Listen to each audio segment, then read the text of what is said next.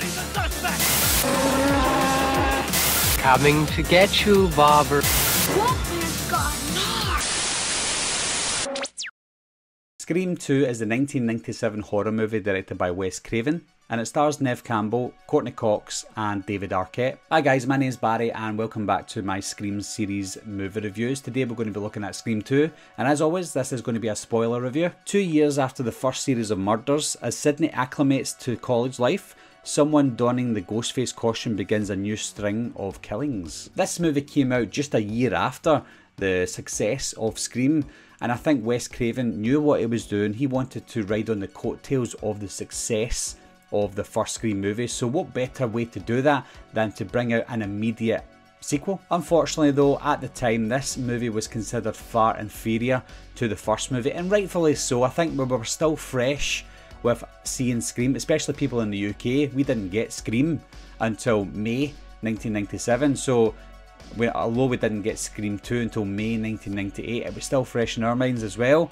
So we were still buzzing from how great the first Scream movie was, and then we got Scream 2, which, yeah, you know, to be honest, it wasn't anywhere near as good as the first Scream movie, but people still liked it at the time. But because it came out so soon, it was just considered a mess of a movie. It had all the same formula as Scream from 1996, but it was just set at college with some new characters introduced into this movie. I think what Wes Craven was going for was, if it ain't broke, don't fix it routine, and for the most part that worked. But again, because the movie came out just a year later, it seemed like a repetitive movie, almost like he had no other ideas but to give us new characters to guess who might be the killer and just set it in a different place. Something I actually loved at the time, and I love even more now, was the intro to this movie.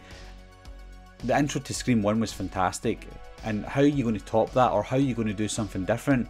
And what Wes Craven done was give us the same intro but make it a movie. So what he done was, the intro to this movie was a couple going to see a movie called Stab, and Stab was based on the true events of what happened in Scream 1. So although we still loved the original beginning, we still got that to an extent because we were watching people watching the beginning of Scream 1. It was so meta, it was unbelievable. To me it was genius. I think maybe some people didn't get it back then, or at least some people didn't appreciate it back then. But if you watch it today, almost 25 years later, you must look back and go, wow, that was some filmmaking and some writing for a movie that was made back in 1997. When we look at the acting in the film, there was something about Neve Campbell's acting as Sidney Prescott that kind of put me off. She was great in Scream 1, but there was something about this one that I was like, she didn't seem right. I don't know what it was. Maybe that was the way she was supposed to be in the movie, but she felt like the most uninterested and uninteresting character in the movie.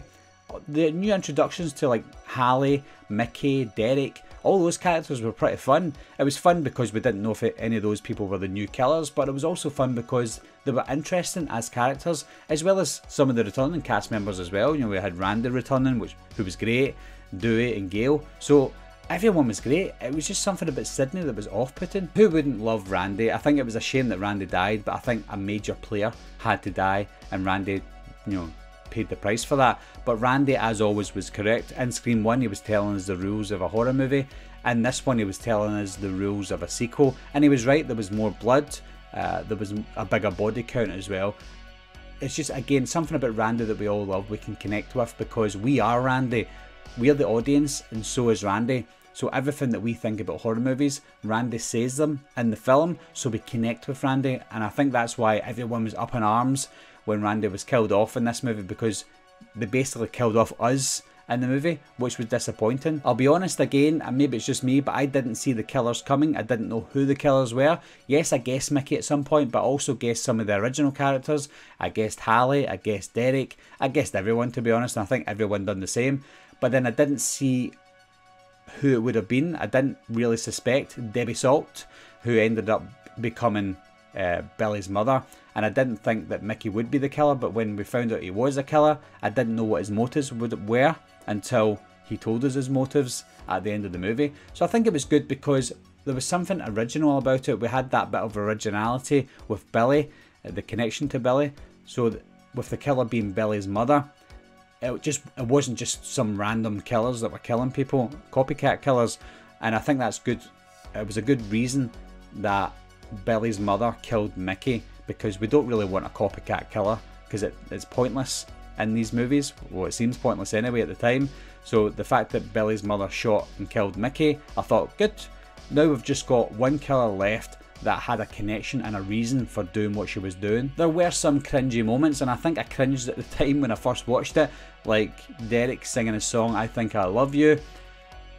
As much as it was cheesy at the time, I think I've grown to love those scenes. All the cheesy scenes in any Scream movie I've began to love, I've grown to love them, and that's one of the scenes I actually love now. When I see that scene and listen to the music, not just his singing, but the music after it, it just gives me that nostalgic feeling. Yes, we should really bring in nostalgia when it comes to doing movie reviews, but we can't help but do that, especially for movies that are 24 years old. You know, you've got that connection to these movies, and scenes like that are my connection to Scream 2. 24 years on, I think this movie is a lot better than it was back in 1997, 98, or whenever I seen the movie. I loved it back in 98, because I love horror movies and I love the Scream franchise, but it has its flaws, and it still has its flaws today.